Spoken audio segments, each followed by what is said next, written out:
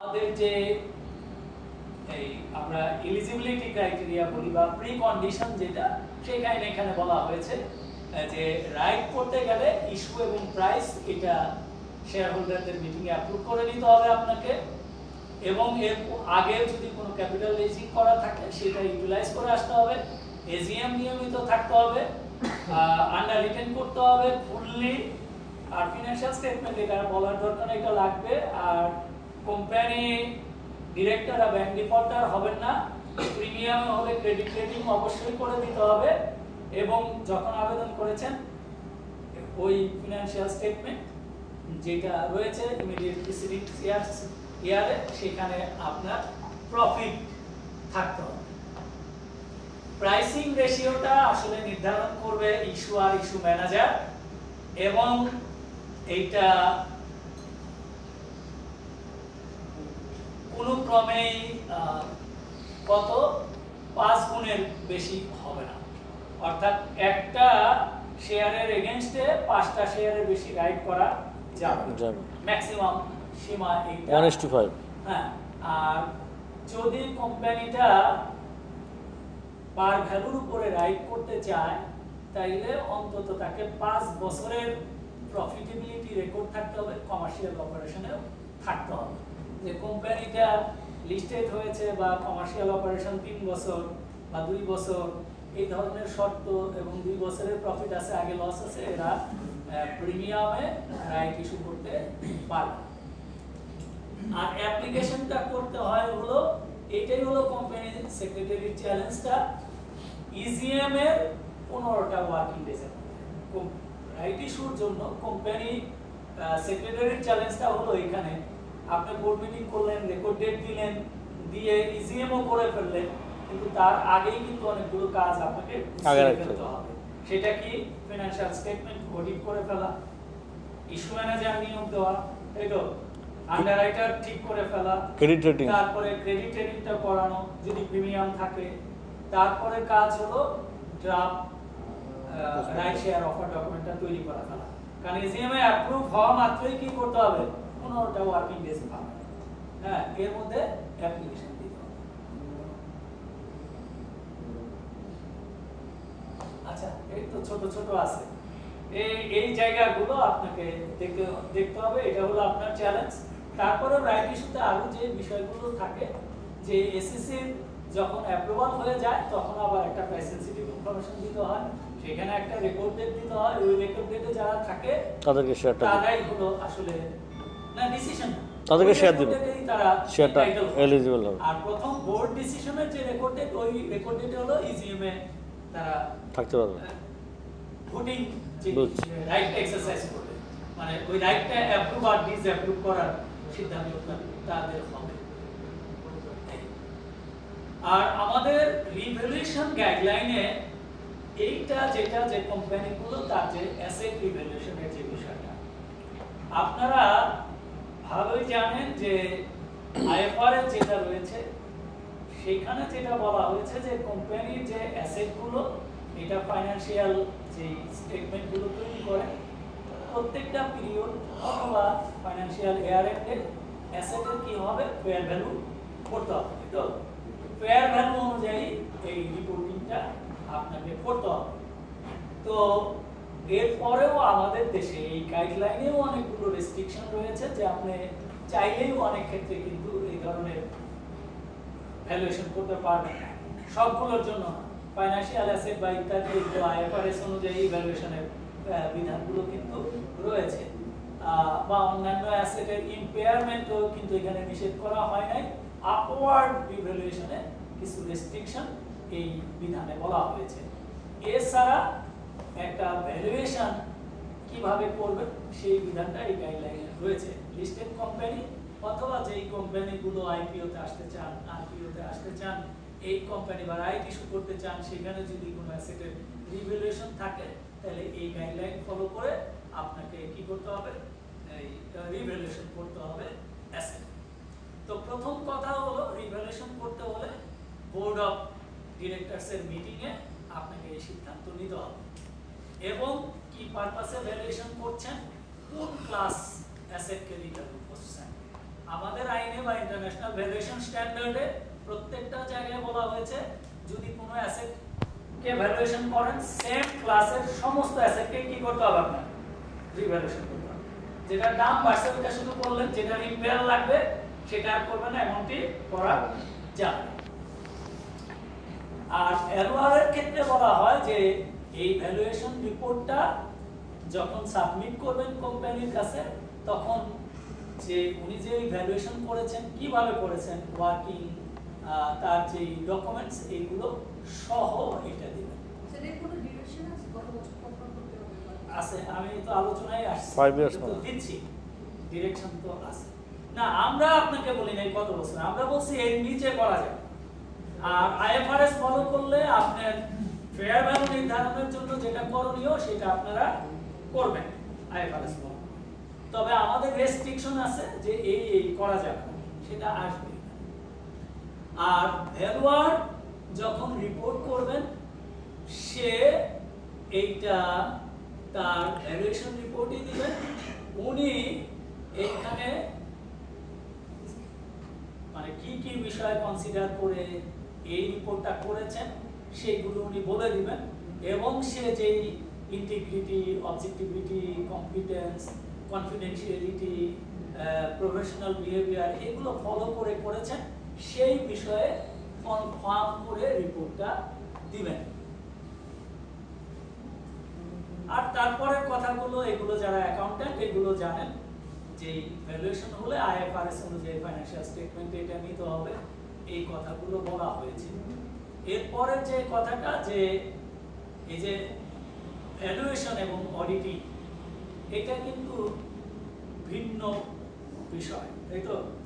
Valuation যেটা তৈরি হয়েছে সেই ভ্যালুয়েশন অনুযায়ী এইটা ফাইন্যান্সিয়াল রিপোর্টে ট্রিটমেন্ট দিবে ম্যানেজমেন্ট, তাই তো? ম্যানেজমেন্ট দিবে, ম্যানেজমেন্ট এই প্রিপারেশন প্রেজেন্টেশনের দায়িত্ব। কিন্তু যিনি অডিটর উনি কিন্তু কি করবেন, ফেয়ারনেস শেয়ার হোল্ডারকে রিপোর্ট করবেন ওই ভ্যালুয়েশনটা ঠিক ছিল কিনা, তাই না? বা কি ইমপ্যাক্ট করেছে এই ফাইন্যান্সিয়াল স্টেটমেন্টে, ন্যাপ কত বাড়াই দিছে বা কত কমাই দিছে, এটা না হইলে কি হইতো, এই বিষয়গুলো কিন্তু অডিটরের, এটা ভ্যালুয়ারের দায়িত্ব নয়। কিন্তু ভ্যালুয়ারের দায়িত্ব এই গাইডলাইন অনুযায়ী সব ফলো করে সেই রিপোর্টটা দিবে, ওয়ার্কিংস থাকবে, তার বেসিসগুলো থাকবে, তার ডকুমেন্টসগুলো থাকতে হবে। এই যে আপনার প্রশ্ন, এই যে এখন এই জায়গাটা আপনি জেনারেল রিকোয়ারমেন্টের এই জায়গায় আপনি পাচ্ছেন time lag between two valuation for the same class of asset shall not be less than 3 years. ঠিক বলছো। কোন একই ক্লাস একই ক্লাসের অ্যাসেটকে রিভ্যালুয়েশন করলে এই দুইটা আগে করেছেন রিভ্যালুয়েশন, এখন করেছেন, এই দুইটার মধ্যে ডিফারেন্স 3 বছর 3 বছর 3 বছরের কম ব্যবধানে এটা আপনি কখনোই করতে পারবেন। এরপরে বলা হয়েছে শর্ত দিয়ে no upward revaluation of an asset shall be made within 2 years of its acquisition। মানে ফার্স্ট টাইম আপনি কিনছেন, কালকে পরের দিনই বললেন এটা রিভ্যালু করবেন, এটা দাম বাড়াই দিবেন, এটা হবে না। অ্যাকুইজিশন থেকে 2 years অন্তত 2 বছর অপেক্ষা করার পরে আপনার এই ভ্যালুয়েশনে যেতে পারবেন। আর কতগুলো অ্যাসেট নিয়ে বলা হয়েছে এটাকে কোনো ক্রমেই আপনার আপওয়ার্ড রিভ্যালুয়েশনে যেতে পারবেন না। সেটা কি কি? যদি কোনো লিজ হোল্ড ল্যান্ড থাকে, বিল্ডিং থাকে যেটা লিজ নিয়েছেন, যেটা ট্রান্সফারিং রাইট আপনার নাই, এই ধরনের lease hold land or property বা বিল্ডিং সেটার মেয়াদ 50%। হ্যাঁ 99 বছরের না হইলে তো আনতেই পারবে না, 99 আছে, কিন্তু যেটা রিমেইনিং লাইফ 10 ইয়ার্স নাই ওই ধরনের 10 years এটাকে আপওয়ার্ড রিভ্যালুয়েশন কখনোই করতে পারবেন না। প্ল্যান্ট এন্ড মেশিনারি যেগুলো সেকেন্ড হ্যান্ড কিনেছেন আপনি সেটাকে কখনোই আপওয়ার্ড রিভ্যালুয়েশন কিন্তু করতে পারবেন না। Second hand machinery upward valuation, second hand কিনে আনছেন এটাকে দাম বাড়াই দিচ্ছেন, এটা কখনোই আপনি এটা করতে পারবেন না। কিন্তু নিউ যেটা ব্র্যান্ড নিউ কিনেছেন সেখানেও বলা হয়েছে এটার ইকোনমিক ইকোনমিক লাইফ 50% যদি থাকে, কিনছেন, কেনার পরে 2 বছর পর তো বাড়াইতে পারে, কিন্তু এর পরেও বাড়াইতেই আছে। 5 বছর লাইফ, 3 বছর পরে যায় আবারও বাড়াচ্ছে, এটা করা যাবে না। টিন শেড বিল্ডিং, যে সমস্ত বিল্ডিং এর ইকোনমিক লাইফ 50% এর নিচে, এগুলোকেও আপনি কোনোভাবে এটাকে রিভ্যালু করা যাবে না। Vehicles, furnitures, fitting, office equipment, tools tools এবং এনি কাইন্ড অফ ইনটেনজিবল মানে লাইসেন্স হতে পারে, সুনাম হতে পারে, সুনাম হতে পারে, ট্রেডমার্ক হতে পারে। মনে করেন গ্রামীণ ফোনের লাইসেন্সের ভ্যালু কত? 1500 কোটি টাকা, তাই না? এগুলোতে বলা হয়েছে যে এগুলোকে আপনি কি করতে পারবেন? রিভ্যালু করতে পারবেন না, ইনটেনজিবল, এগুলো নিষিদ্ধ। রিভ্যালুয়েশন সারপ্লাস থেকে কোনো ডিভিডেন্ড দিতে পারবেন না, কারণ এটা ডিভিডেন্ড দিতে পারবেন, কিভাবে পারবেন? রিভ্যালুয়েশন সারপ্লাসকে ডেবিট করে ইনকামে হিট করাইতে হবে। এটা হিট করার সিস্টেম কি? ওই যে ডেপ্রিসিয়েশন যতটুকু চার্জ হয় ওটুকু অ্যাড ব্যাক করে, এটা চার্টার অ্যাকাউন্ট্যান্ট যারা ততটুকু পারবেন, কিছু অংশ অতটুকু, তাও এয়ার ওয়াইজ, তাই তো? এয়ার ওয়াইজ, তার মানে আপনি যদি ডেপ্রিসিয়েশনকে ওইভাবে অ্যাডজাস্ট করেন, দেখবেন যে একবার কিছু সারপ্লাস হবে, জিরো হয়ে যাবে। এয়ার ওয়াইজ একটু করে যাবে, যতটুকু ডেপ্রিসিয়েশন চার্জ করেছেন ততটুকু মাত্র, ওইভাবে করা যায়। আর ভ্যালুয়েশন, ভ্যালুয়ার এটা ভ্যালুয়েশন করতে পারবে, এটা পার্টনারশিপ ফার্ম হতে হবে বা কোম্পানি, যেটা জয়েন্ট স্টক কোম্পানিজ আর ফার্মে রেজিস্টার হবে, এরকম কোম্পানি। আর কোম্পানির সাথে ভ্যালুয়ারের ডাইরেক্টর, অডিটর, এদের কোনো কি থাকবে না, রিলেশন থাকবে না। ডিসক্লোজার নিয়ে বোধহয় আপনাদের সাথে বেশি কথা নাই বলি, যে জায়গায় একটু বলা দরকার সেটা খালি বলে দিই।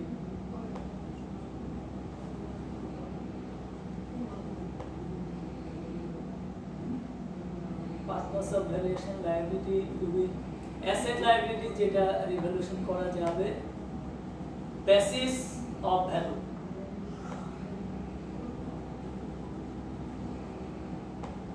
definition, source of the basis, এটা উল্লেখ করে দিতে হবে যে কিভাবে, কোন পদ্ধতিতে আপনি করেছেন। এইটা, এই যে অ্যাজাম্পশন গুলো, এইটা অ্যাকাউন্টিং স্ট্যান্ডার্ড যেগুলো রয়েছে আইএফআরএস এর সাথে কোনোভাবেই কন্ট্রাডিক্ট করা যাবে না। 20 বছর আগের একটা ভ্যালু এখানে হঠাৎ করে বাড়িয়ে দিচ্ছেন, এটার ডেপ্রিসিয়েশন ইত্যাদি, রিটেন ডাউন ভ্যালু, এগুলোকে কোনোভাবেই আপনি বিবেচনা করছেন না, সেটা করা যাবে না। ভ্যালুয়েশন ডেট, এটা আর হলো আপনার রিপোর্ট ডেট, এটা কিন্তু একটা ভিন্ন হতে পারে। আপনি একটা পয়েন্ট অফ ডেটে, মনে করেন একটা কোম্পানি 30 জুন 2025 বা 26 এর একটা ডেটের ফিনান্সিয়াল স্টেটমেন্টে আপনি কি করতে চান? তার রিভ্যালুয়েশন রিপোর্ট অনুযায়ী নিতে চান, কিন্তু ভ্যালুয়ার নিয়োগ দেওয়া হলো কি পোস্ট ডেটেড হতে পারে বা আগেও হতে পারে। সেই রকম ক্ষেত্রে কিন্তু আপনার ওই ভ্যালুয়েশনের যে ডেট এবং রিপোর্ট ডেট, এটা ভিন্ন হতে পারে। ভ্যালুয়েশন নির্ধারণ করতে হবে যেই ডেটে ফাইন্যান্সিয়াল স্টেটমেন্টে ইনকর্পোরেট করা হবে, 30 জুন বা 31 ডিসেম্বর, ওই কাট অফ ডেট ধরে ওই হিসাবে সে ভ্যালুয়েশন করবে।